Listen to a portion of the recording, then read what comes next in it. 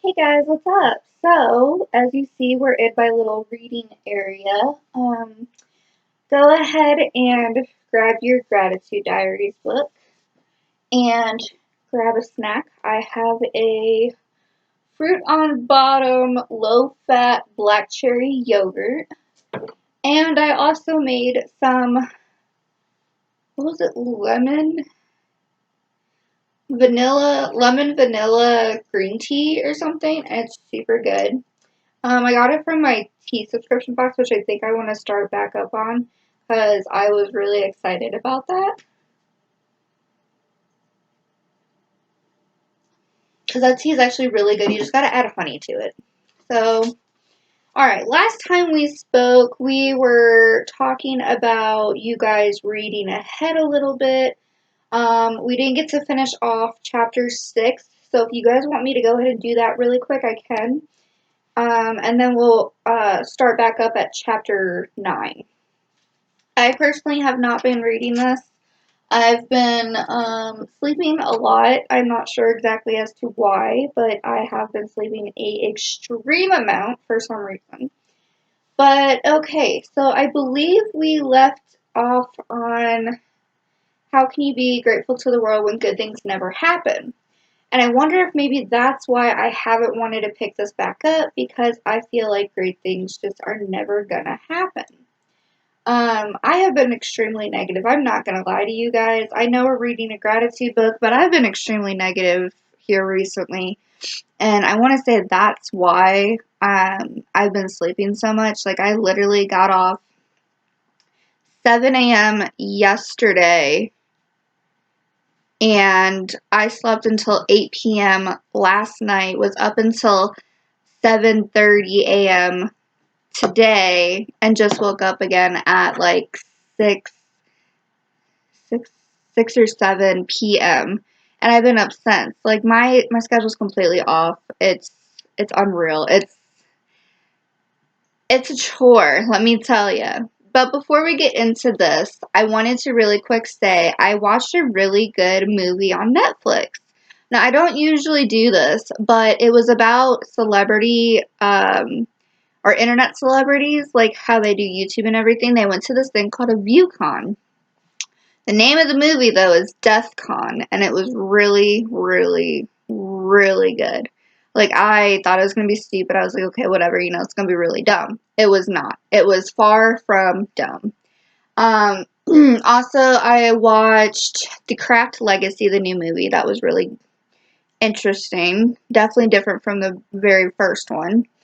And then I also watched, that wasn't on Netflix, that was on the one that I got from the library.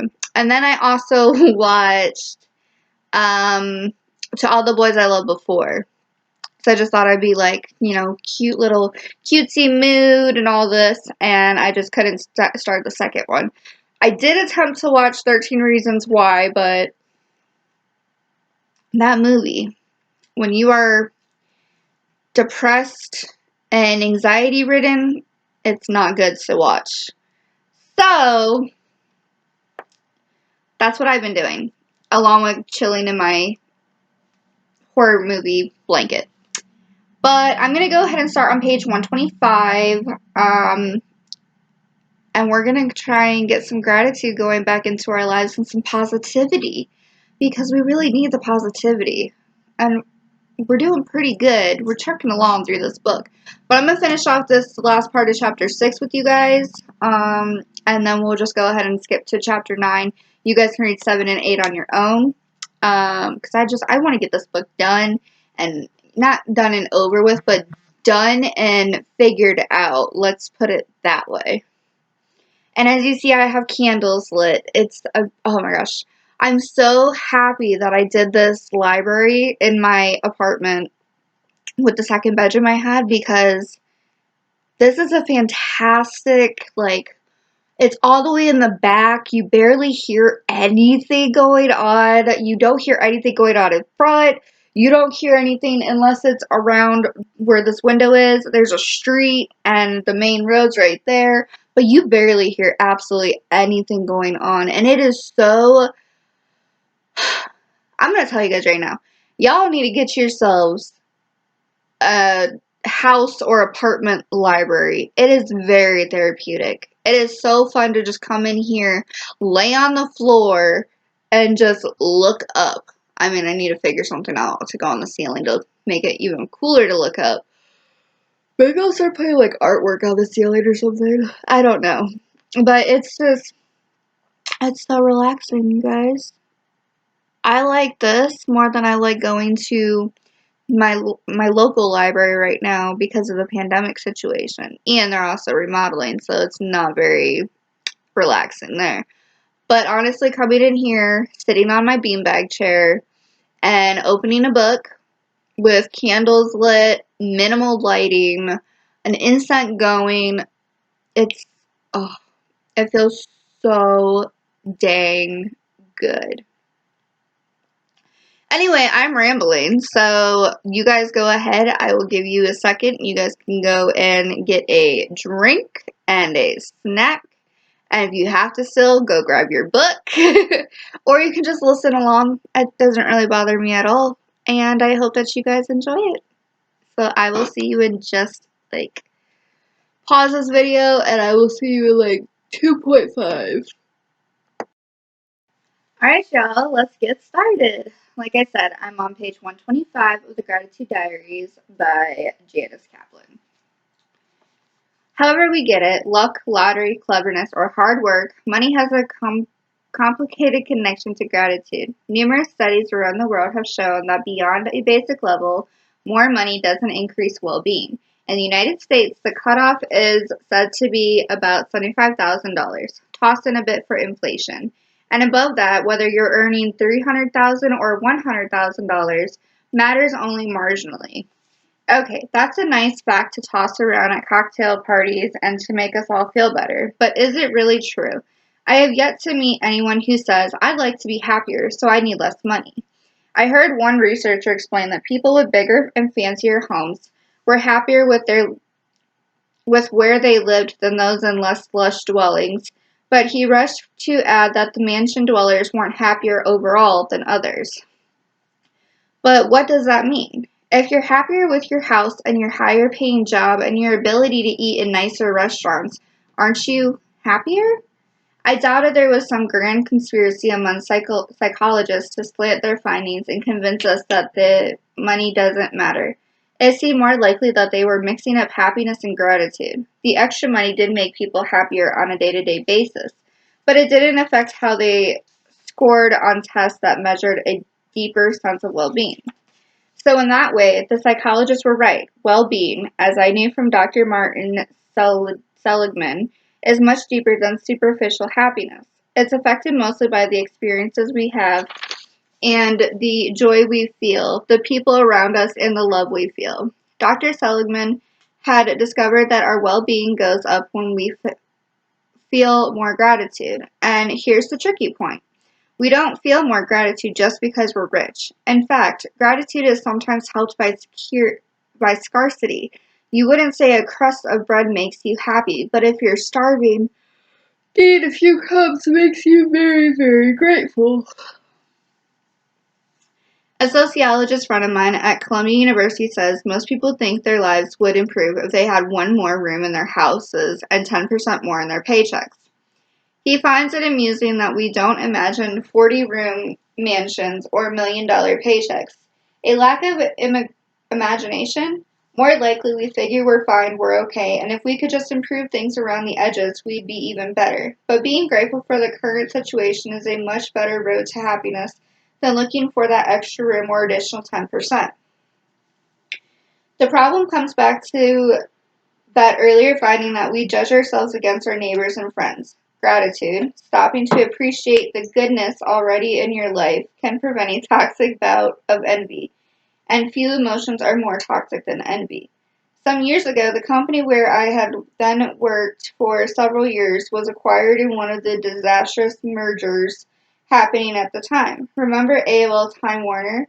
This was similarly bad. I received some options in the new company, and once it was legal to sell, they turned out to be worth about $30,000.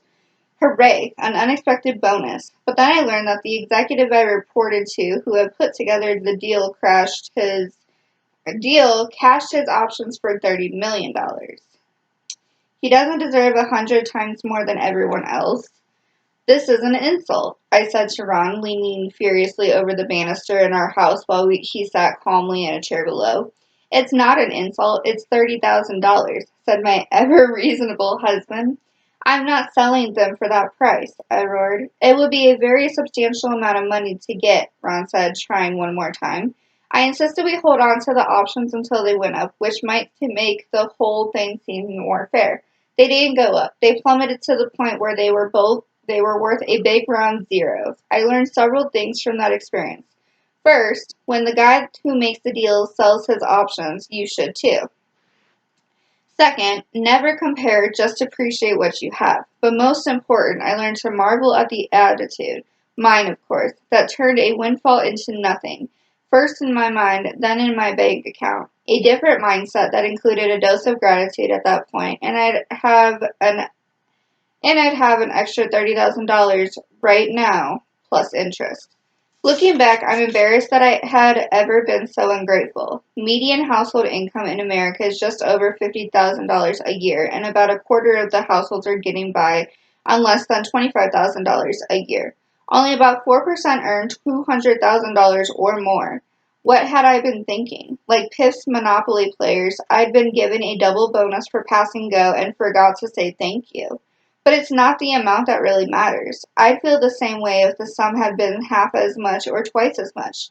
Behavioral economists say that financial losses bother us more than equivalent gains make us happy. So I suppose that's one reason that lost money has haunted me.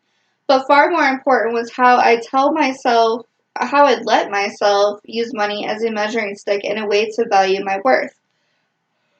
I didn't want to do that anymore. Being grateful for what I had required seeing dollars in a purely practical light. What would you do if you had more money? I asked my husband.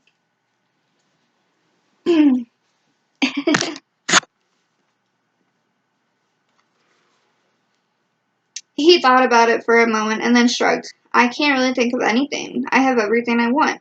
Wow, that's crazy. Really? Yep, how about you? There's no stuff I want, I said, having learned my lesson about possessions the previous month. But for other things, I hesitated. Needing more money and doing everything possible to get it had always seemed like a given. But if money stopped being a measuring stick and I didn't let it define me, then the mighty dollar lost its power. Like Ron, I had what I needed, and I suddenly didn't know how a bigger bank account would make me more grateful. I've been learning a lot from reading the Greek philosophers, so I decided to check out which ones had something to say on the subject. I dipped back into the world of Epicurus, who believed that having enough, but not too much, was a source of pleasure. Wanting more just caused trouble. Nothing is enough for the man to whom enough is too little, he said. Very few of his original works still exist, so most of his thinking was reported later by followers and fellow philosophers. I wrote that quote on an index card and tacked it up over my desk to remind myself that enough really was enough. Epicurus taught the simple concept that pleasure was good and pain was bad. Can't argue with that. It's ironic that Epicurean has come to mean hedonistic or Sybaritic, since he warned against an overindulgence. His view held that being grateful that you had enough brought pleasure while always wanting more increased pain. It occurred to me that you could draw a pretty straight line from his philosophy to the bond trader who angrily quit his job and the billionaire who wanted to land higher on the Forbes list. They had so many reasons to be grateful, but had missed the point and so lost the pleasure. Excess was the wrong goal. A couple of days after deciding to add Epicurus to my list of Greek heroes, I chatted with a guy who lived a few miles away from me in Connecticut and had recently retired as a state police sergeant. He had a generous pension, but he was still on the young side and so had started being extra careful about expenses. He told me about calling the phone company to get a better plan. They never let you know about it until you ask. And finding a cheaper electrical provider. He missed working and getting a regular paycheck, but he was also happy to be relaxing a bit and enjoying time with his wife and their 4 children. It's not like we're eating cat food. We have enough. Enough could be my new mantra. Grateful to have enough. Feeling good about my new attitude, I headed out to do some errands and stopped at the nearby cash machine. 5 $20 bills spewed out as fast cash, and I stuffed them in my wallet and rushed off. But then I made myself think about the fact that I could get money whenever I wanted. Wasn't that amazing? If I planned to be grateful for what I had, I needed something that would make the money feel meaningful. Walking by a pastry shop, I remembered reading A Little Princess as a child and being enraptured by Sarah, a little girl who has been left a pauper. Cold and hungry, she stared into a bakery shop window, and though she could smell the buns and imagine the warmth, she didn't have a penny to buy one. Reading that as a child made me cry and inspired my first stirrings of empathy. Take one of my nickels, Sarah. It's not fair that you can't buy a bun. When I got home now, I went to the basement to find my well-worn copy and reread it, tearing up all over again at the ending, where Sarah learns she really is a princess with a large fortune. She's warm and pampered again and has nice clothes, but she can't forget being poor. So she goes to the bun lady at the bakery and says that whenever hungry children are staring at the window, she should invite them in and give them something to eat, and send the bill to Sarah. I closed the book with a sigh. It occurred to me that if I had paid more attention to Sarah when I was 8 years old, I would have had the whole money and gratitude question nipped in the bud. Because a couple of studies have shown that money used altruistically is money well spent. In an experiment at the University of British Columbia, people walking through campus were randomly handed an envelope with a small amount of cash inside, usually $5, and were instructed to spend it by the end of the day on either themselves or someone else. Michael Norton, a professor at Harvard Business School who helped lead the study, noted that those who spent on themselves barely noticed it. Those in the group spending on someone else had to stop and think about what to do with the extra dollars, and had a different kind of experience. The money seemed special, and at the end of the day, they reported a slight happiness boost. Norton wondered if the positive effect of spending for someone else would also hold when people were struggling for basic needs. So he repeated the experiment in Uganda and reported the same results. Spending on others makes you more satisfied than spending on yourself. It reminded me of a night a couple of months earlier when Ron and I were walking through Times Square and he noticed a crumpled $20 bill stuck in the edge of a grate. Dropped money is apparently more common than I knew. With hundreds of people passing by, we had no chance of finding who had dropped it, so he held it in his hand as we walked on. On the next block, a couple of street musicians playing reggae music attended a crowd. We stopped to listen and then exchanged a long glance. We instinctively felt the money wasn't ours and needed to be shared. When I gave a little nod of agreement, Ron dropped a 20 in the musician's collecting hat. I can't really explain why that made us both so happy. I suppose we could have used the $20 to buy grande lattes for ourselves or I Love New York t-shirts on the next corner. But if we did, we would have forgotten about the experience by now, just like the people in Norton's experiment. Instead, it's a story that's obviously stuck in my mind. Dr. Seligman told me a similar story back before forever stamps. He went to the post office to buy some 1-cent stamps on a day that postage rates went up. He stood in a long line, getting more and more frustrated, and when he finally got to the front, he bought the few stamps he needed. Then he had an inspiration and asked for an additional 10 sheets of 100 each. Who needs 1-cent stamps? They're free, he called to the people standing in line. Delighted, he handed them out to anybody who asked, and in minutes all the stamps were gone. Best $10 I ever spent in my life, Dr. Seligman crowed when he told me that story. Being grateful for the money I had this month didn't leave me any richer or poorer than I started, but it did change my attitude. After years of being upset about money and worrying that I didn't have enough, I was glad to have a broader perspective. I caught up again with my longtime friend Susan, who had started her own real estate company a few years earlier. Always successful, Susan had just completed a very big deal, and I was unconditionally delighted for her. She had spent her entire career in a macho world. Why do you think men build tall buildings? And we joked that part of the pleasure of her big score would be all the men who heard about it. This one makes me happy. How are you doing? I shrugged. I didn't have the financial success that Susan did, but my concern about reaching the next rung of the wealth ladder has started to slip away. I earn enough so that I'm fine. I appreciate what I have. What else do I really need? Susan looked at me as if I just offered to jump naked into the Erie Canal. How could the person she'd known for so long behave this way? Having listened to me worry for years about money, she seemed somewhere between surprised and alarmed at my new position. Are you still working hard? She asked worriedly. Very, I promised. Then using the lingo from multiple choice exams, I said, think of being grateful for the present and working hard for the future as true, and unrelated. A few days later, at the end of the month, Ron and I sat down with our financial statements. He seemed prepared for my usual moaning, but before I looked at them, I took out a checkbook. What are you doing? I'm writing 5 checks for $100 each. I think the best way to be grateful for the money I have is to be able to give some of it away. To who? That's going to be the fun part. We'll figure it out together, I said, giving him a kiss. Money usually pulls couples apart instead of drawing them closer, but that night our financial statement looked a lot better to both of us, and we looked better to each other too. Alright, so like I said, we're going to skip 7 and 8. You guys can read those yourselves. And we're going to jump into part 3, which is Summer, Gratitude, and Health. And that's chapter 9. What are you doing? No! Serenity! Get down. I love you. Oh, I love you so much. Hi, baby.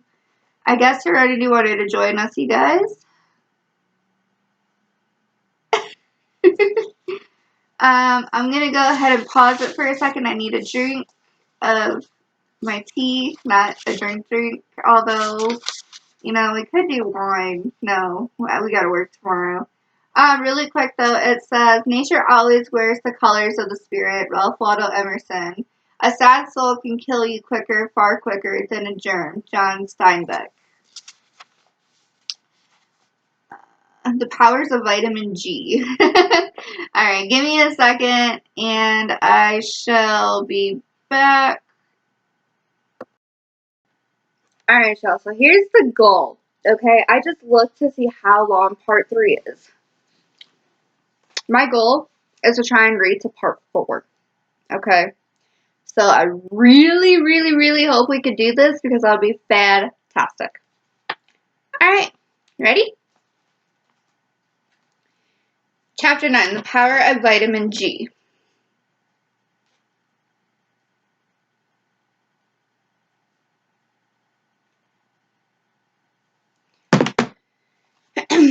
Grateful to learn how gratitude can affect our immune system and improve general health. Happy to find that gratitude can lower stress levels. Amazed to find gratitude helping my headaches. Those are things that she's grateful for. Serenity. What are you doing? Get up here. Either get up here or lay down. Here. Lay down. Lay.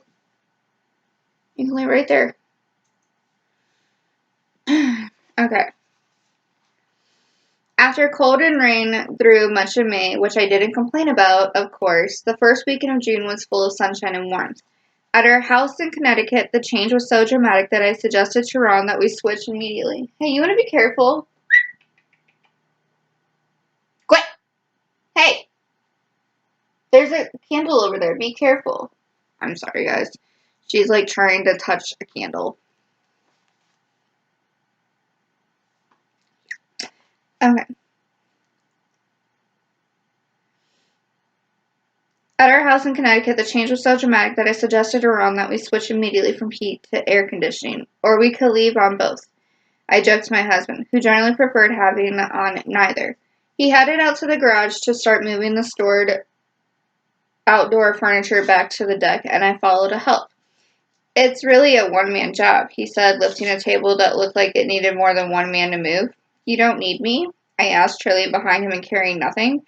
I always need you, he said, panting slightly from the heavy weight. For example, it would be helpful right now if you mentioned how grateful you are to have a strong husband. That's tonight's journal entry, I said cheerfully, very grateful to have a manly man around.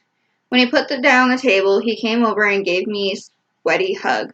Though he joked about my year of living gratefully, we were getting along better and having more fun together than we had in ages. My positive attitude had changed our general mood. Knowing I'd be looking for the good in whatever he did and not to criticize, Ron had relaxed before the year started. Our relationship had been fine but a little frayed. Like most long married couples, we had stopped noticing each other. Now I was paying attention, so was he. We still had arguments now and then, but we got over them quickly. In the past, we often took 3 days to resolve a disagreement. Now, with a deep reservoir of grateful goodwill, we took 3 minutes. After I devoted the first month of my project to being grateful to my husband and saying thanks for what he did, Ron had joked, "This has been nice, but when do I get my wife back?" But now that appreciating him was the new normal, he didn't want that old wife back at all. Ron had also started to use my living gratefully approach with some of his patients. He tried it first with a basically healthy but grumpy older woman who came regularly to his office, full of complaints and worry. At the end of one visit, after prescribing what he should and helping how he could, he gently said, "Before you go, let's spend 1 minute on reasons you have to be grateful." She had been startled, but with a little more prodding, she got the idea and managed to say she was grateful that she could still take walks even though her feet hurt and visit with her grandchildren even though she couldn't lift them. My cat is getting into everything. This is supposed to be a peaceful area. I have something in my eye. Sorry. "Those are both good things to remember," Ron said. With that little nudge, her mood improved and she left feeling generally better. Ron is more insightful about patients' needs. Yeah, see, you ticked somebody off. They threw a shoe at us.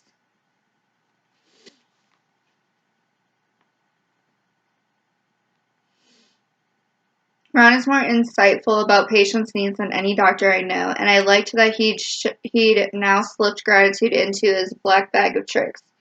With his approach in mind, it occurred to me since gratitude was now making me happier, maybe it could also make me healthier. Emotions always affect our physical state. We get simple proof of that every day. Our hands tremble when we're nervous, and we can feel our faces flush or turn beet red when we're embarrassed. And how about that pounding heart when you're scared? Numerous studies have looked at how negative emotions affect health, and anger and stress have been implicated in everything from diabetes. Stress alters insulin needs to asthma attacks. Distressing emotions could trigger bronchial constriction. But what about the other side? If negative emotions make us sick, could positive emotions like gratitude keep us healthy? I'd already discovered from Dr. Martin Seligman that writing a gratitude letter and delivering it in person could lower levels of depression for as much as a month. Other researchers have found that keeping a gratitude journal can lower blood pressure and improve sleep patterns. Wanting to know more, I called Dr. Mark Lapanis, the medical director of the famed Canyon Ranch Health Resorts and an expert in what he called integrative medicine. His approach involved integrating every part of the body and mind and connecting a positive approach to a healthy life. We had a cheerful conversation. He invited me to come visit. So a few days later, I took a very pretty drive up to the Canyon Ranch in Lenox, Massachusetts. After the guard at the gate showed me where to leave my car, I walked across the idyllic grounds toward the restored 1897 mansion that now includes a spa and health center. Other than a few chirping birds, the surrounding scene was completely quiet and serene. Two women in terry cloth robes smiled as they strolled by a flowering garden, and for a moment, amid the rolling lawns and clear fresh air, I felt like I had stumbled into the sanatorium in Thomas Mann's Magic Mountain, minus the tuberculosis, of course. I paused at an expensive patio that had chairs arranged for contemplating the peaceful vistas of distant peaks. Mann's Mountains? The tranquil environment seemed designed to make even the crankiest overachiever relax and appreciate the view, both literal and metaphoric. I had arrived in gratitude heaven without the dying part. I went inside the mansion and peeking into the dining room, I felt healthier just reading the menu, with choices like marinated tofu, salads with garbanzo beans, and a burger made with veggies, gluten-free oats, and pumpkin seeds. Instead of prices, it listed calories. A staircase led up to the health center, which felt more like a gracious corporate suite than a doctor's office. Dr. Lipanus came out almost immediately to greet me. In his mid-50s, he was fit and handsome, his sport jacket and open-necked shirt, the right cross between casual and professional. He brought me back to his office, which had the same stunning view that I'd seen outside. I love that you're writing about gratitude, Dr. Lipanus said, his eyes lighting up. Keeping in perspective is a big part of staying healthy. You can't be optimally healthy if you're not happy. As the head of medicine at Canyon Ranch in Lenox, as well as the locations in Tuscan, Miami, Las Vegas, and soon in Southeast Asia, Dr. Lapanis regularly treated the worried well, people who were healthy but would like to be healthier. He explained that they were often disturbed about something that occurred in the past which made them depressed or worried about something in the future which produced anxiety. Thinking about the past or future are really the only two ways people can be upset by the world, Dr. Laponis told me. So when people consulted with him, he asked them how they felt that moment, right now. And before they could launch into grudges, worries, or frustrations, he tried to give them some perspective. Let's start by making sure all the limbs are attached, he said, patting himself all over for an example. Okay, I've got 2 arms and 2 legs. That's a good start. I can see out of 2 eyes, and I'm breathing and not in any pain. I ate today, and I'm not starving. With all that, holy cow, I guess I feel pretty good. I laughed, but I liked the point. Instead of worrying about the past or fretting about the future, we could all do ourselves a favor by taking stock of the present. 2 arms, 2 legs, and eyes that could see, with contact lenses for me. But what was the connection between the positive perspective and good health? According to Dr. Lapanas, many of the mysteries about our health revolve around the immune system. He told me that one of the biggest discoveries of the last decade was how pivotal a role inflammation plays in modern illness, including heart disease, cancer, diabetes, Alzheimer's, stroke, and many others. Inflammation was a stress response of the immune system caused when the white blood cells rushed to handle what they perceived as a problem. Throughout most of human history, infections were the biggest health problems we faced. The immune system developed to fight those, and it got a lot of practice since not too long ago, the person who could get over typhus, tetanus, diphtheria, and dysentery would survive and pass on his genes. Others would not. You can see the immune system in action when, for example, streptococcus bacteria get into your throat, causing the ever-common strep throat. You notice inflammation, redness, and swelling at the sight of the white blood cells rush over to gobble up the bacteria. They called their buddies to help make antibodies and release the necessary chemicals, and blood flow to the area increases. The numbers can be staggering, as many as 150 billion white blood cells circulating under stressful circumstances, 3 times as many as normal. The chemical interactions led to redness and swelling, and it's not just your throat that hurts. You may get a fever and feel achy all over, since when the immune system is revved up, there's a system-wide response as well as a local one. The white blood cells fight the infection but leave inflammation in their wake, which scientists are now discovering can be dangerous in itself. Dr. Lapanis pointed out that patients who have been hospitalized for pneumonia have double the risk of a heart attack in the next 6 weeks because of the inflammation from the infection. There is a very different list of what's killing Americans now than there was 80 years ago. Now we're dying from the white blood cells attacking us instead of the germs, Dr. Lapana said. But here's the really interesting part. It now turns out that the immune system may respond to emotions.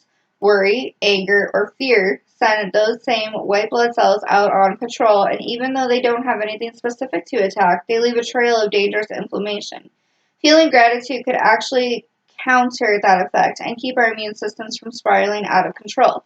The hormones released when you feel gratitude, love, and compassion are very different from those released with worry, anxiety, or fear. Gratitude may be an antidote to many of those negative responses, Dr. Lapana said. But how could my immune system know that I wrote in my gratitude journal or appreciated my husband? I had an image of these nice little white blood cells saying, "Oh, she's happy. No need to patrol." My anthropomorphized chemicals made a lot of sense to me, but unfortunately, scientists had looked for other explanations. Dr. Lapana said that the strain of of physiological responses that unite health and emotion had been best described by a neuroscientist named Candace Pert. As a young graduate student at a lab in Johns Hopkins University, she discovered the first opiate receptor, a surface on certain brain cells to which only a specific molecule could attach. The huge breakthrough led to an understanding of endorphins, what she called the body's own pain suppressors and ecstasy inducers.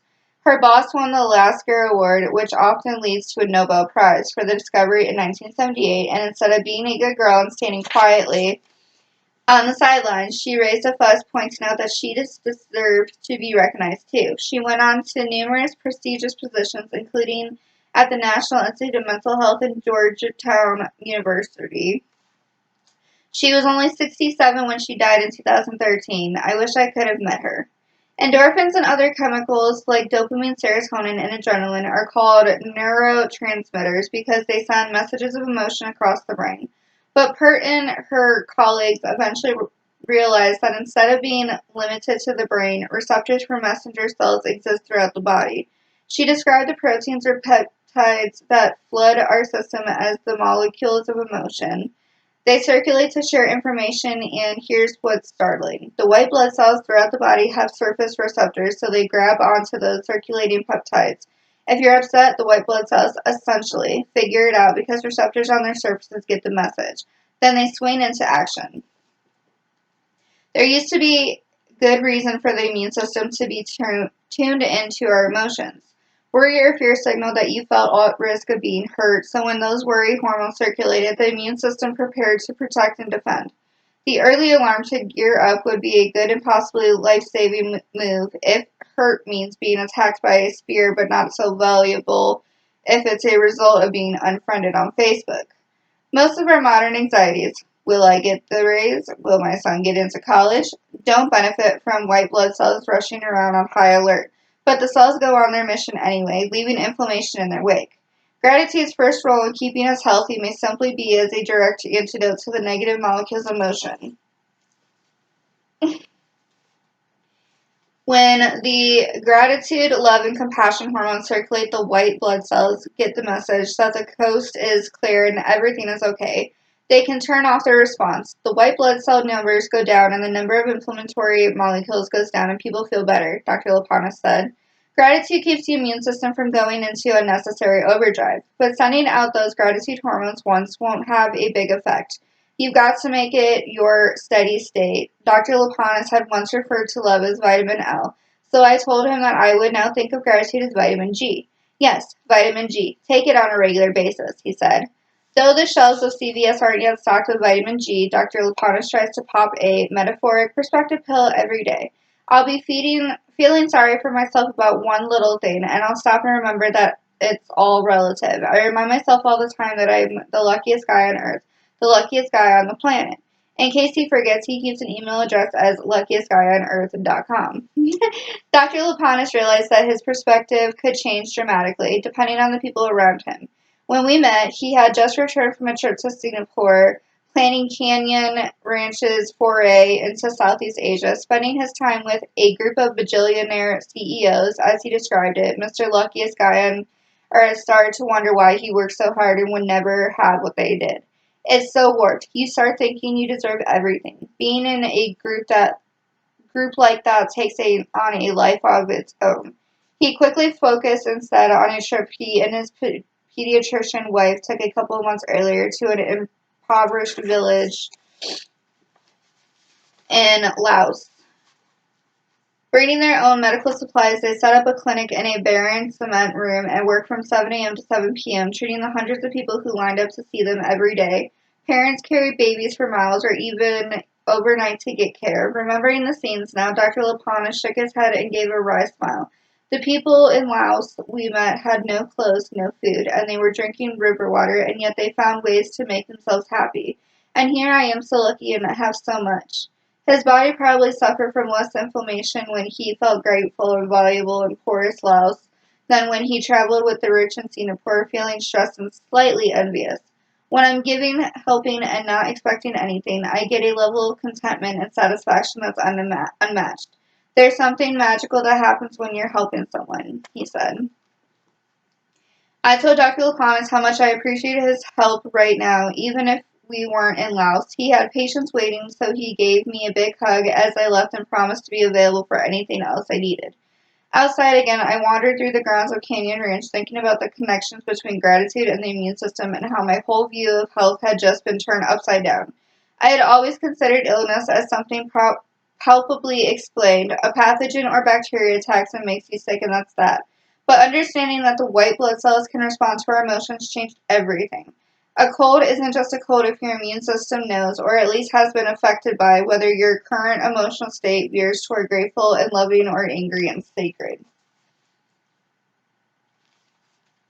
I wanted to know more about Candace Pert, so when I got home, I downloaded her book and watched some of the talks she had given on the molecules of emotions.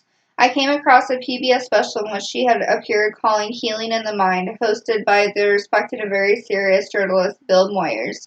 Animated and warm, Pert explained to Moyers that receptors of various types encrusted in every cell in the body. Peptides were strings of amino acids, like pearls on a necklace, that tickled the receptors on the surface of the cells. Neuropeptides had first been discovered in the brain, but scientists had now mapped them on every cell in the body. Everything in your body is run by messenger molecules, she explained. Moyers carefully asked if it was correct that the mind talked to the body through the neuropeptides. She hesitated. As a way of simply explaining the science, he had it right, but she wouldn't let him get away with the wording. Why are you making the mind outside of the body? She asked. He finally gave a little smile and admitted that he'd always been taught to see the mind and body as separate. Pert suggested the time had come to end the turf war, and started by Descartes and the Catholic Church, she said, between science in one realm and soul, mind, consciousness, and emotions in the other. They discussed it, and when Moyers asked another question, she responded, the me that you say is me, you're still thinking it's your brain. The me that's you is your whole body. It's the wisdom of the body. Intelligence is in every cell of your body. The mind is not confined to the space above the neck. The mind is throughout the brain and body.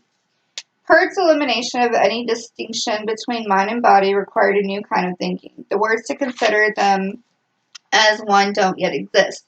She had spent years trying to prove from a neurochemical perspective what we could all intuitively see, that our bodies respond very quickly to our emotional states. When worried or tired or stressed, we all have our own vulnerabilities. Some people get colds and others get backaches, and many struggle with stomach problems as likely to be tied to anxiety as to gluten. I succumb now and then to migraine headaches. I'd always tried to connect them to classic triggers like red wine, cheese, and chocolate, but none ever panned out for me. I tried adding caffeine since I don't drink coffee and cutting it out entirely. I still liked Diet Coke, but neither made a difference. Since my first full-blown migraine hit me 10 years ago on the very night that I had to speak at a big bookstore to promote a new novel, I always secretly suspected the headaches flared under stress, but even that theory didn't hold up. Big events came and went without the need for so much as an Advil, but I might be having a perfectly nice and unexceptional day when suddenly, whomp, my head ached and my eyes blurred and I could barely stand up. Could gratitude cure a migraine? It sounded kind of woo-woo, but then Mark Lapanis was not the woo-woo type, nor, as far as I could tell, was Candace Pert, and both of them believed that positive emotions infiltrated every cell. I decided that the next time I had a blasting headache, I would close my eyes and summon feelings of gratitude for my family, my health, and all that was good in my life. I was eager to try it out, but then I realized that my new generalized state of gratitude already seemed to be keeping the headaches at bay. It had been months since I'd gone to my medicine chest for one of the powerful prescription pills I kept there. Could it be that the gratitude hormones had taken the immune system off high alert generally and lowered the inflammation in my body? My personal experience didn't count as a rigorous medical study, but I was amazed to realize how much better I had been feeling. My most vulnerable stress point hadn't been activated in a while. Excited by my new insights on my mind and body, I got in touch with Linda Stone, a tech visionary I had met a couple of months earlier at the World Science Festival Gala.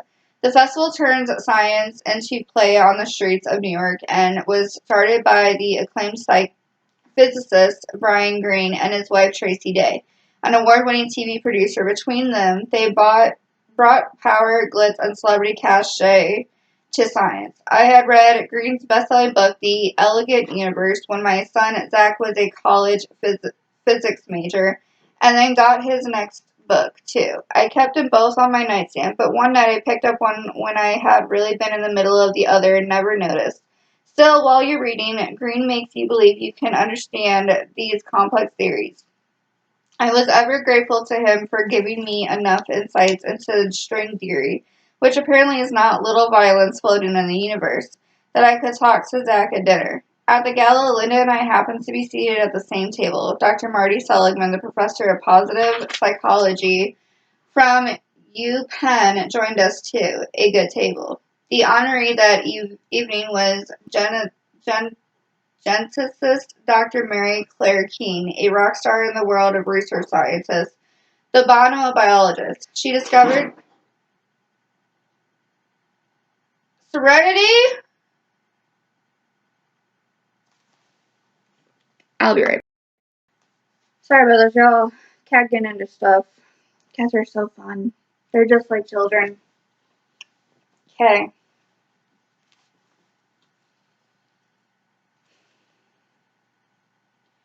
She discovered the BRCA1 gene that is connected to breast cancer and was responsible for the finding that humans and apes are 99% genetically identical. She led a project in Argentina to find children stolen under the military dictatorship and, using genomic sequencing, reunite them with their biological families. Dr. King watched in delight as Broadway performers came on stage to celebrate her triumphs in song and dance. She admitted that a scientist rarely felt so appreciated. In an interview, she explained why you had to grab gratitude when you could. I usually tell scientists that when a discovery turns out right, you can be happy for about 20 minutes. For a long time, everyone had been saying, "You're wrong, you're wrong, you're wrong." And by tomorrow, they'll all be saying, "We knew it all along, we knew it all along." So you have to enjoy the moment. Being in a room with Brian Greene and Mary Claire King felt like watching the finals at Wimbledon. You knew you could never be as good, but you might get some ideas on how to up your own game.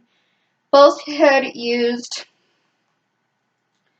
their scientific genius, no other word for it, for a bigger cause. With her strong humanitarian instincts, Dr. King had extended her genetic identification in Argentina to other countries and needs. Dr. Green was bringing his love of science to everyone in earshot. Theirs were the ultimate expressions of gratitude, using their rare brilliance to give back, give more, and make the world better. At the end of the evening, I shared my view with Linda, noting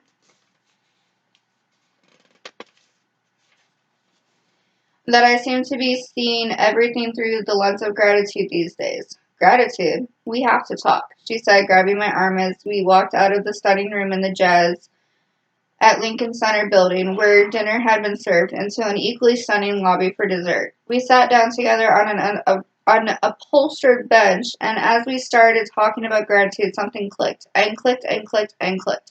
When we finally left, ours were the last two coats in the check room. Now, when I called her, Linda told me that she was coming in from her home in Seattle to New York the following week, and we agreed to meet for lunch. I suggested a rooftop patio, but when we got there, Linda vetoed it as too hot. Sitting down at a cooler table inside, she calmly told the waiter about her very expensive food allergies. "Can you help me?" she asked pleasantly. She didn't get frazzled, so neither did he, and the lunch went smoothly. In the relatively early years of high tech, Linda had been an executive at both Apple Computer and Microsoft, and became known for her pioneering work in multimedia and social media. She coined the phrase continuous partial attention to describe the always-on mode that occurs when we try to stay constantly connected. Afraid of missing something, we remain in the ever-alert state once reserved for crisis. With our minds in overdrive, maybe the white blood cells are too? Lindy eventually began researching what happens to our bodies when we deal with technology. She talked about email apnea to explain how we stop breathing when we sit hunched over a computer. The solution: be aware of your posture and breathing and get up at least once an hour. Linda told me that after she left Microsoft, she suffered a series of setbacks. Her house in Seattle burned down and many of her possessions were destroyed. The apartment she moved into flooded when the sprinkler system short-circuited. Worst of all, she was struck by serious medical problems, including an extensive jaw infection that led to several painful surgeries. I reached a serious state of overwhelm, she said. Wanting to turn the misfortune around, she started to keep a gratitude journal, but she described it as a gratitude through gritted teeth. Every night she'd write something down, but she didn't really feel it. Instead of gratitude from the mind, I needed it from the body, heart, and spirit, she said. Dr. Laponis would have liked her approach, which involved staying in the present and noticing the good things around her. By being centered and calm, she tried to let her body feel appreciation and express it to others. As she did with our hardworking waiter at lunch, she referred to it as embodied gratitude, a phrase I immediately liked. Given her medical issues, Linda began focusing on how to use technology to improve health and well-being. Giving a presentation to some high-level tech executives one day, she had an experimental device with her that measured heart rate variability. It turned red when you were at a high stress level and flashed green when you calmed down. She started showing the breathing techniques that could lower stress. It should have been a simple demonstration, but even as she did one breathing exercise after another. The device stayed stubbornly red, red, and red. Trying to figure out her next move, Linda looked around the audience and realized how many of the people sitting there were friends who had been helpful to her. She decided to take a moment from her talk to express her appreciation. She noticed one person in particular, and feeling a wave of gratitude, began to thank him profusely. I barely started when suddenly people in the audience started calling out, "It's green, it's green." Linda told me, still slightly awed by the experience. Expressing gratitude had changed my bodily responses more profoundly and rapidly than any breathing technique. Fascinated by what she'd found, Linda began trying it out on others. When a Microsoft executive complained about her stress levels and insisted breathing techniques didn't work for her, Linda explained that thinking about someone you loved or appreciated could also help lower stress. The woman's husband happened to be standing nearby, so Linda gave her the device and told her to try. The exec took it and focused. Nothing happened. But after a minute or so, it suddenly flashed green. According to Linda, the woman turned to her husband with a big smile and said, "Sorry, honey, thinking about you didn't work, but thinking about our cats did it." Whether we take the time to appreciate cats, husbands, waiters, or the tech guy, our body responds with lower stress and potentially improved health. The key is taking the time to fully experience the embodied gratitude. Even as she struggled with her pain and health issues, Linda particularly appreciated one doctor who regularly asked her, "What part of you is feeling good?" Looking for the positive kept her from feeling hopeless and despairing. She started noticing what worked in her body instead of what didn't. It made all the difference. The whole happiness movement drives me crazy because it's so binary. Are you happy or not? Linda complained as we nibbled berries for dessert. The real question should be, how can I appreciate this moment more? What feels good right now? There is always some positive in the moment that we can notice and appreciate. When I left our lunch, I walked quickly down the street, feeling grateful for my own healthy body. I thought of Dr. Laponis' positive mantra, "I have two arms, two legs, I'm breathing, life is good." I repeated it to myself a few times and started to smile. I turned up Madison Avenue and noticed a woman walking just ahead of me who was long-legged, long-haired, and modeled thin. I thought of a game I used to play when I was younger and spotted women like that. New York is full of them. If by some magic I could trade bodies with her, would I do it? I'd still be me, but when I looked in the mirror, I'd be lanky and slim-hipped instead of slightly pear-shaped. I could wear tight jeans with over-the-knee boots and have a voluptuous chest instead of my slightly flat one. Kind of an obvious trait, right? But this time I hesitated to call my magic genie. According to the rules of my game, I got my doppelganger's whole form, inside and out. My own body worked just fine. Would I risk the health I had for something unknown? I walked by the woman on Madison Avenue now and took a closer look. She sure looked darn healthy. She had glowing skin and a tiny butt and was standing in front of a designer store where she wouldn't have any trouble finding clothes that fit. I smiled at her and she smiled back. Yes, she had been genetically blessed to be beautiful. It probably would have made my life easier, but I was grateful for what I had. My genie could stay in the bottle. Two arms, two legs, I'm breathing. As Dr. Laponis had pointed out, life was already good. I'm gonna check really quick. Okay, we're at the end of this one, and then we got 1, 2,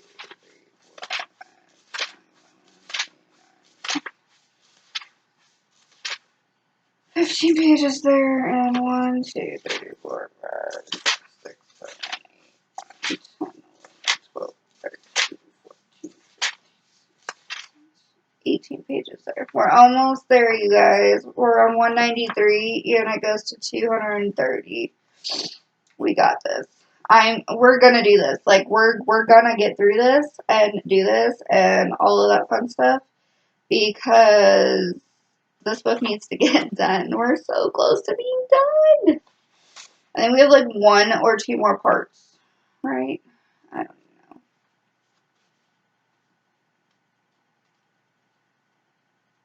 We have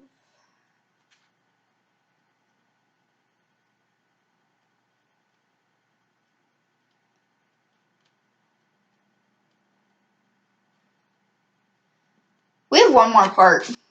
So after we finish part 3, part 4 is our very last part. So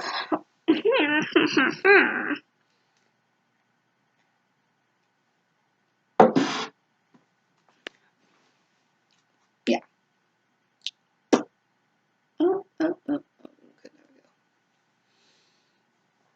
Okay, Okay.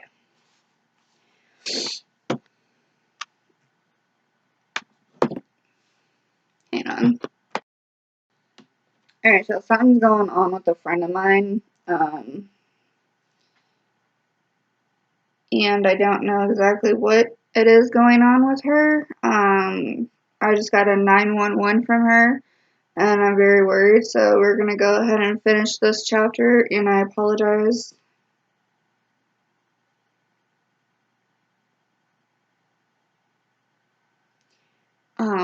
But until she messages me back, we'll go ahead and just read. So I'll get as far as I can into part 4, or to get to part 4, but I can't make any promises. I do apologize.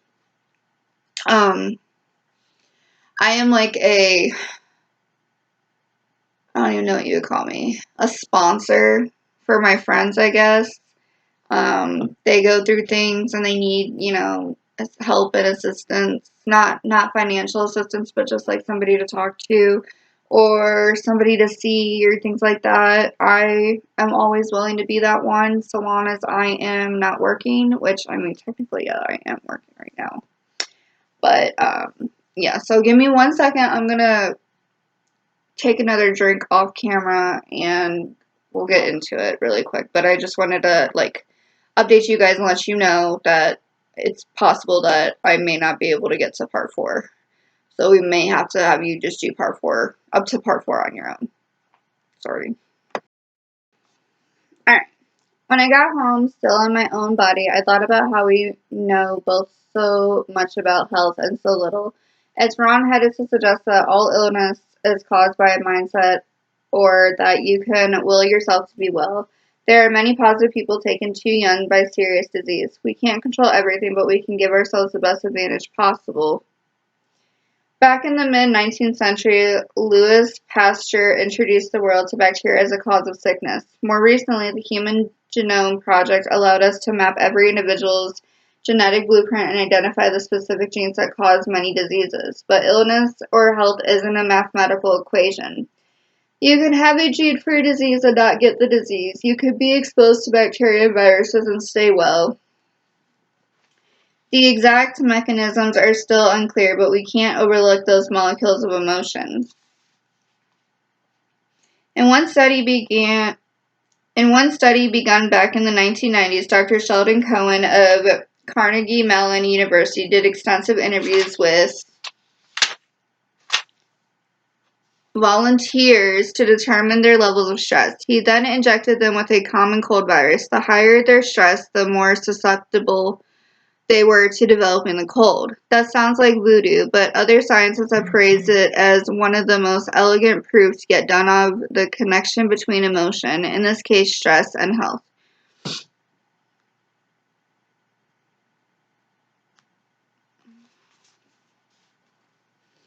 Proving the connection was a great start, but figuring out why it happened was trickier. Dr. Cohen kept at it and not long ago came up with the actual physiological mechanism that he believed linked stress and disease. I got bleary-eyed reading a bunch of medical abstracts outlining his position, but the short explanation is that stress affects the body's ability to regulate inflammation, and that can lead to the development of progression of disease. The longer story involves how stress alters the effectiveness of the hormone cortisol to regulate the inflammatory response. Immune cells become resistant to cortisol's regulation, but trust me, you don't need to know. I was back to what Dr. Lapanis had told me, that gratitude keeps us well because it is an antidote to stress. When you are grateful, all the signposts of stress, like anger, anxiety, and worry, diminish.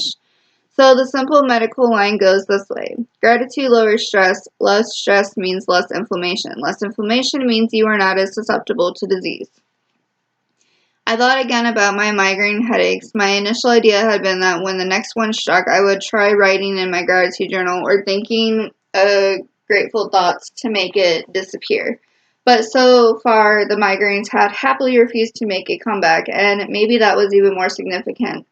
Antidotes aren't science, and I wasn't going to report this to a medical journal, but I was convinced that being grateful these many months had changed my stress levels, hormones, physiology, and inflammation levels sufficiently to scare off the headaches altogether. Maybe it wouldn't be forever, but I take it for now. Alright. Okay.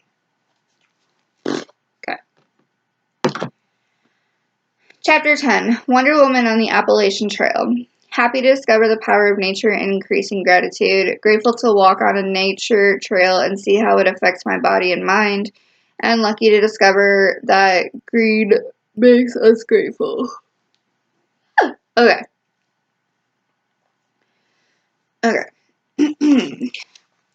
All the evidence about white blood cells and inflammation, about stress and the hormones of emotions, convinced me that living gratefully would make me healthier, but I got intrigued by the idea of turning the equation around.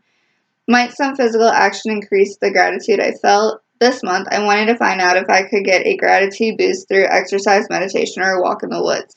Mind-body connections work in both directions, and sometimes your body gives a directive to your mind about whether to feel happy or sad or grateful.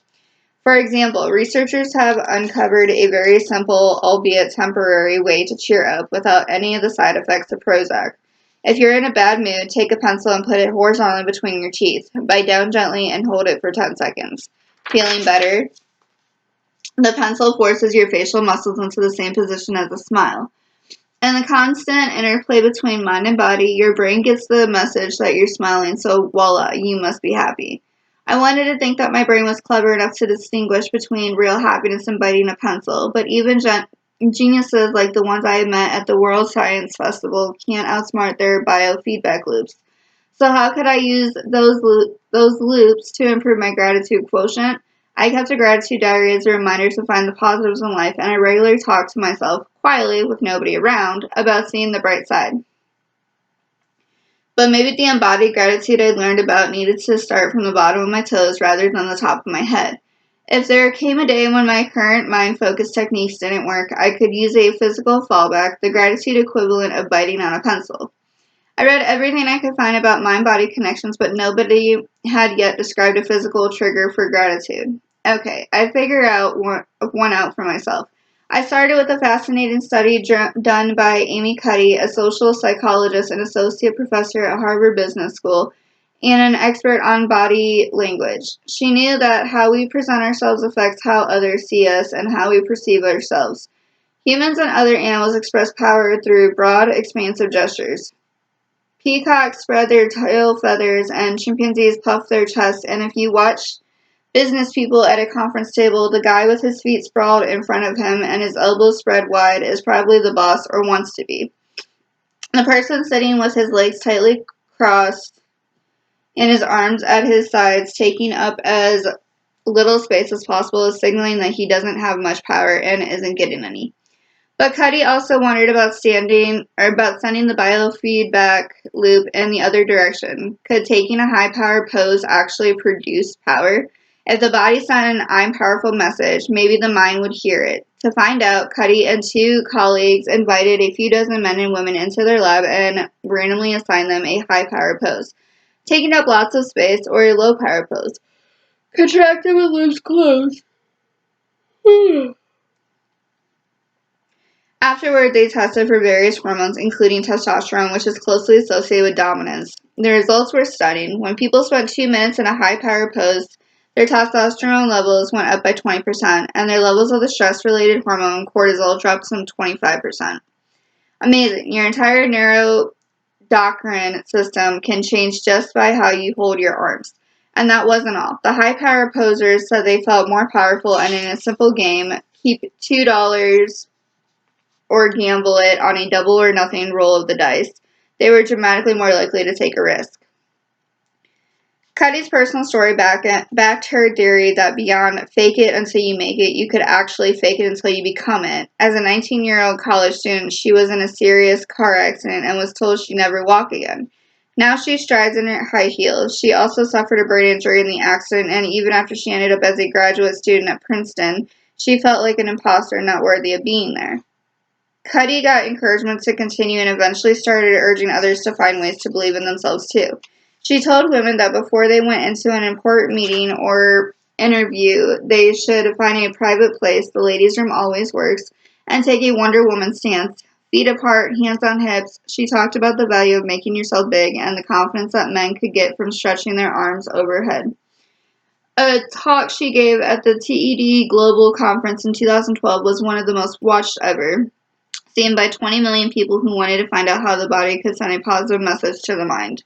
I understood the power and gratitude differed in source and substance, but it intrigued me that if you put yourself in a certain place, pose, or position, your whole hormonal balance might change.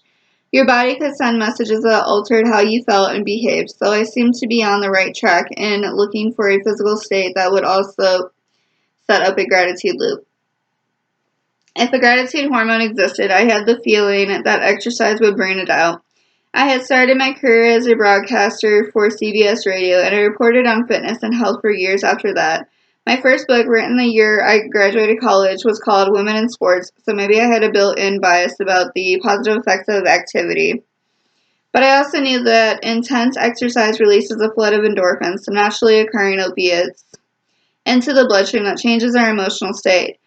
Marathoners often describe the euphoria they feel as a runner's high, and I had written many articles describing how exercise wards off depression and makes people more emotionally resilient. New studies of the chemical causes and effects of emotion also show connections to exercise. A substance called kynurenine, kynurenine, I don't know, it starts with a K, you guys, builds up in your bloodstream when you're stressed, and it can pass into the brain and cause the damaging inflammation that leads to depression.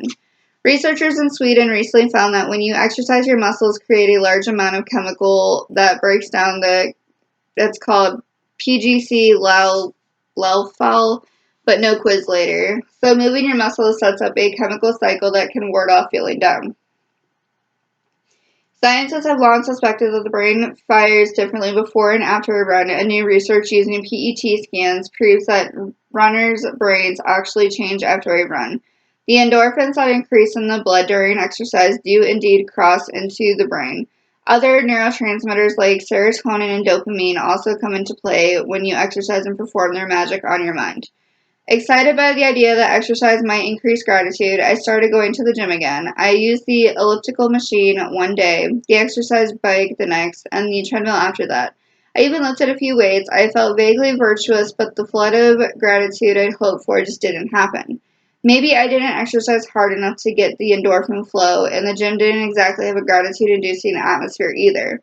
I have friends who manage to get to the gym daily and seem to love it, but for me, the emotional focus of gym exercise is all about the future. Getting thinner or lowering your blood pressure or building your biceps. Appreciate the moments on a treadmill in the here and now. Not so much. Dr. Lapanis had told me that he did 10 minutes of meditation every night before bed, which helped him be more centered and grateful. He pointed out that back in the 1960s, when the Beatles hung out with the Maharishi, transcendental meditation became popular as a way to find nirvana. But in today's world, what?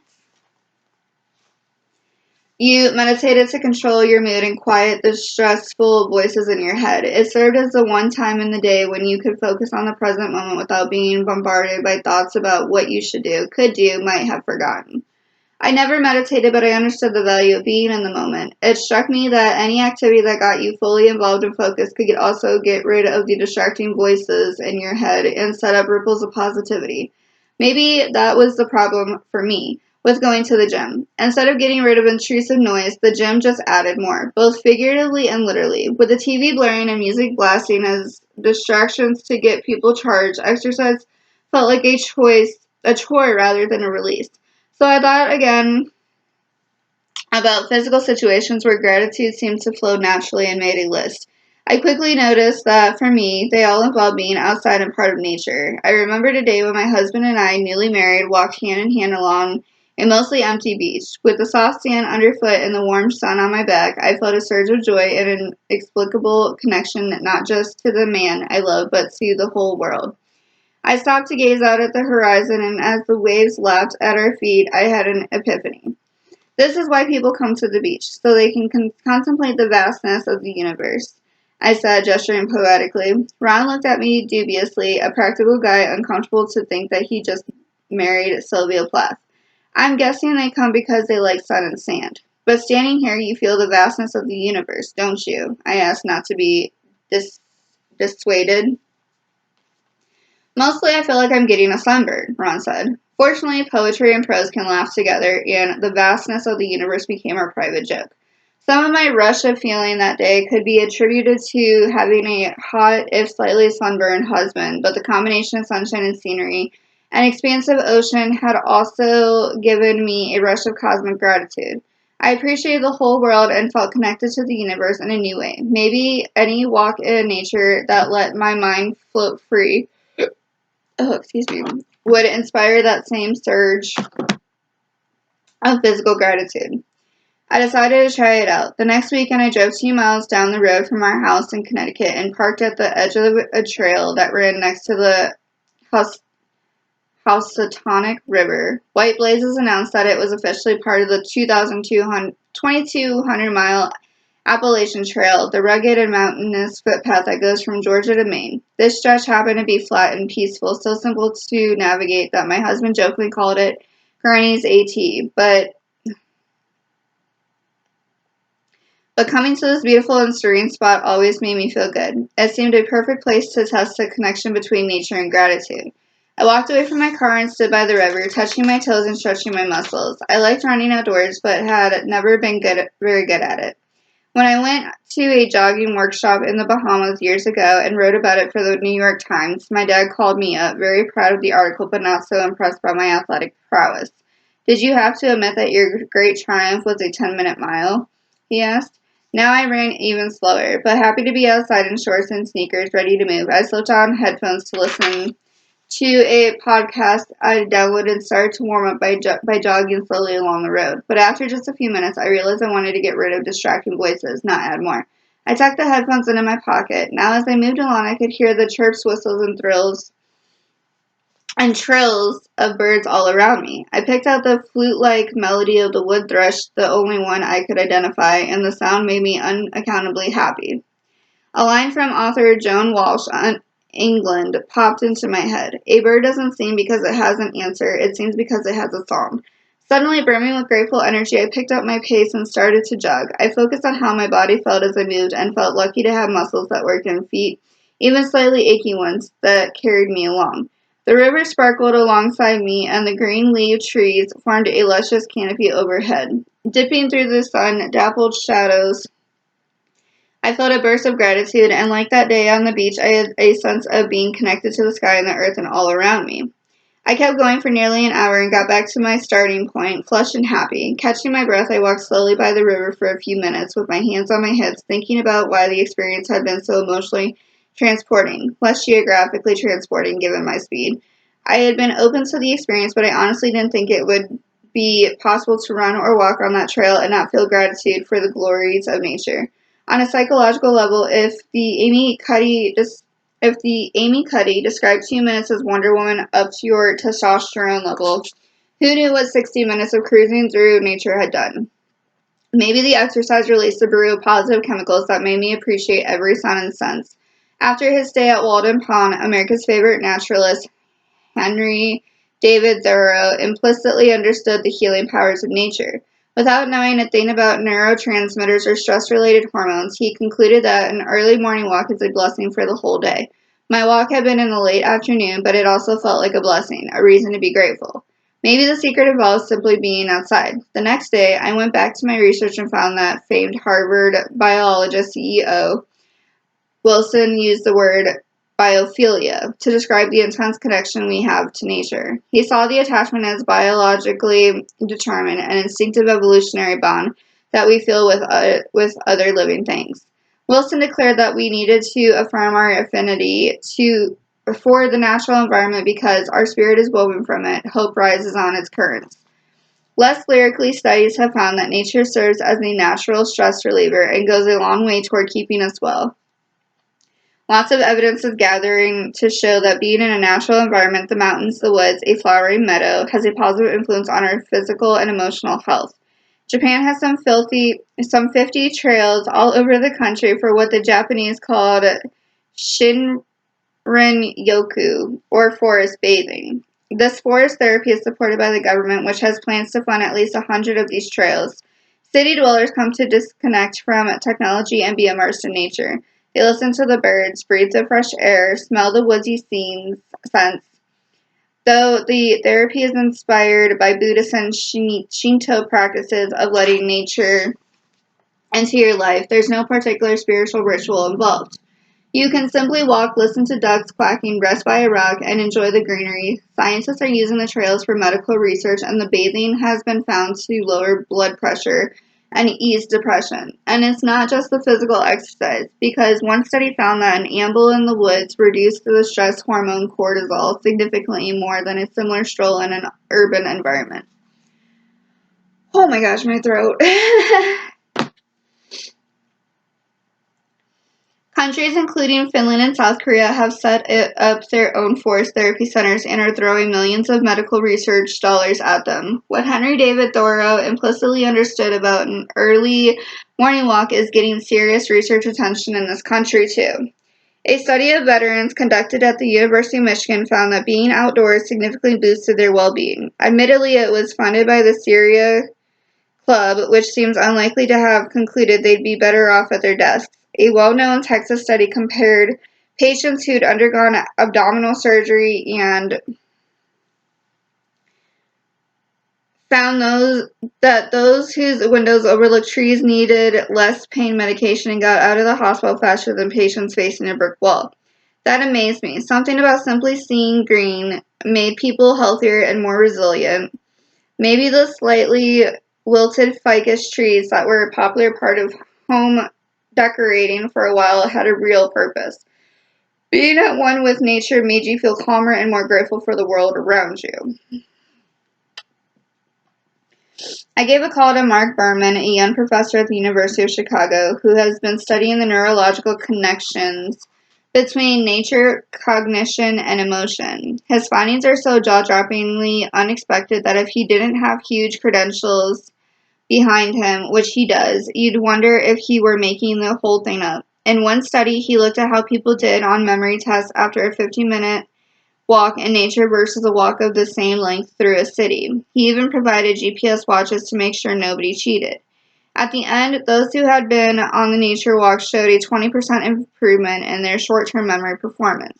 That's a crazy huge amount, I said when he told me his results. Nature seems to change your brain's physiology. How did I know that was going to happen?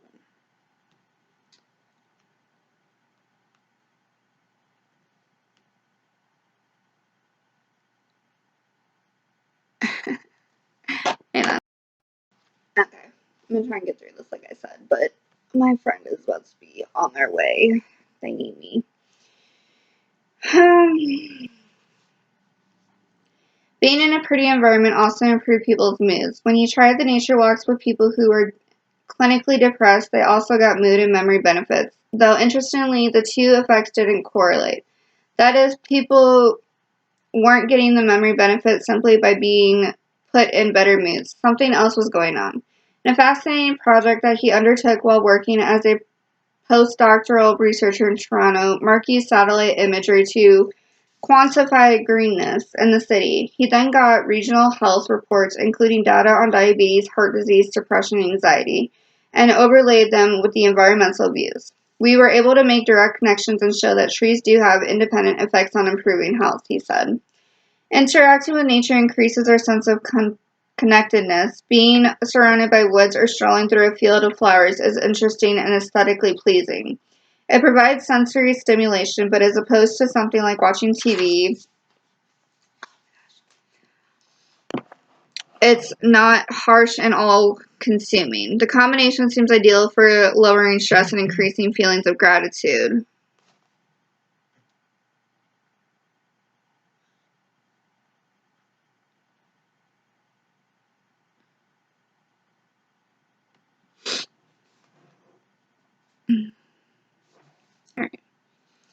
The problem with walking in the city, Mark explained, was that it didn't allow the mind to similarly relax and make its own connection. Many people, including me, get great pleasure strolling through a city and marveling at the architecture or observing the store windows. Sometimes when I walk home through my favorite New York streets late at night, the lights in the buildings seem to twinkle as appealingly as stars, but the noise and crowds in an urban area demand some vigilance, or at least put you on hyper alert. Just crossing the street requires more attention. The extreme example might be Times Square with its neon billboards and flashing marquees, not to mention strange characters dressed as Spider-Man or the Naked Cowboy. While navigating all that, it's hard for your brain to achieve the relaxed physiological state that would spin off into gratitude. I told Mark that living in New York City, I walked a mile or two almost every day. It got me where I wanted to go, but as he suggested, it didn't seem to do much for my mood. But that hour in the woods over the weekend had been sheer bliss. Was it too big a stretch to think that nature could naturally inspire feelings of gratitude? It certainly could. Nature improves well-being, and gratitude is part of that, he said. Well, that made me feel better. At least someone with a PhD thought I might be onto something. The married couple, Rachel and Stephen Kaplan, not related to me, two longtime professors at the University of Michigan whom Mark worked with in graduate school, began studying the restorative powers of nature decades ago.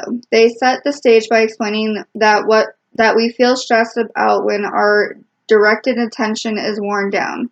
We're pulled in too many directions, are concentrating so intently that we get depleted. In nature, our minds can wander and get revitalized. They described a natural environment as having soft fascination, which allows us to relax and reflect without feeling overwhelmed. As Professor Stephen put it, clouds, sunsets, snow patterns, the motion of the leaves in the breeze, these readily hold the attention, but in an undramatic fashion. True enough, though it depends on what you consider undramatic, nature lowers stress and improves our ability to focus. New studies show it also increases creativity and may help children who have problems with attention and delayed gratification. Professor Rachel said the right environment could help people become more psychologically healthy by restoring a sense of balance and meaning. In an early study, she found that people who looked out to trees or other natural settings from their office windows were healthier, liked their jobs more, and reported greater life satisfaction than those with less inspiring views. Various lab studies show that being in nature gives our prefrontal cortex, the area responsible for executive function, a rest.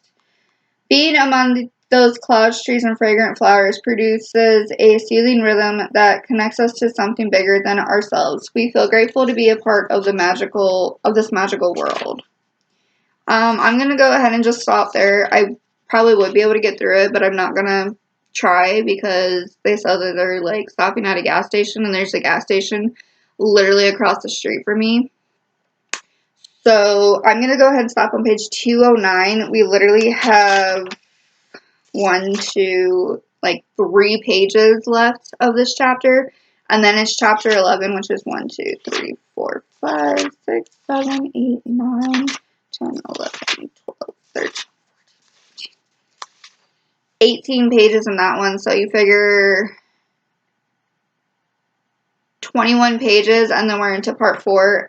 We're just going to go ahead and stop here, and I apologize, you guys. I'm a very busy person that tends to be needed, I guess, more than I thought when it comes to my friends and stuff.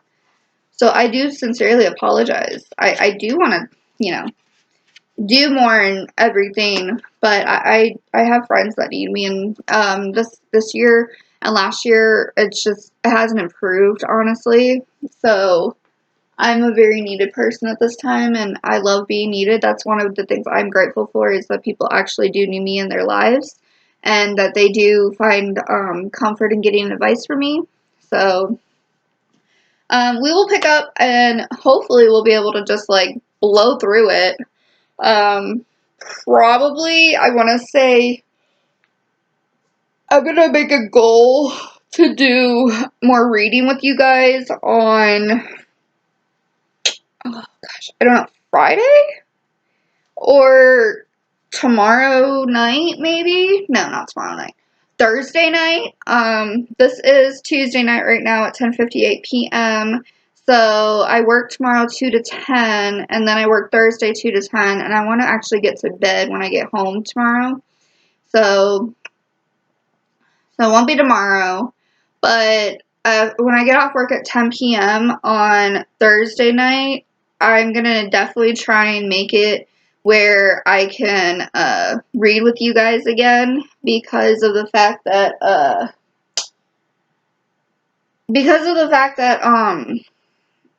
I don't work until Friday at 9:45 p.m. I do my overnight shift and everything. So you figure Thursday night we'll get back into this, and maybe we'll be able to just completely knock it out when I get off work. I'm going to make that my goal. I'm going to set an alarm for it and everything, and I will see you guys in the next video. I really hope you enjoy it. I never really say this, but subscribe to my channel, and leave a comment down below of the next book that you want me to read with you guys or read to you guys. It doesn't really matter to me. If I could figure it out, I would totally do like a live where it's me and another person and we're reading together, like we chapter. I thought that would be kind of cool. I am getting a Screencastify account, you guys. Like, I'm paying for it. So I'll be able to have like a screen right here. Well, I'm right here, and we'll be talking about things, and I'll start doing my reaction videos, I think, as well. So I hope that you guys enjoy this again. I will see you guys in the next one. Bye.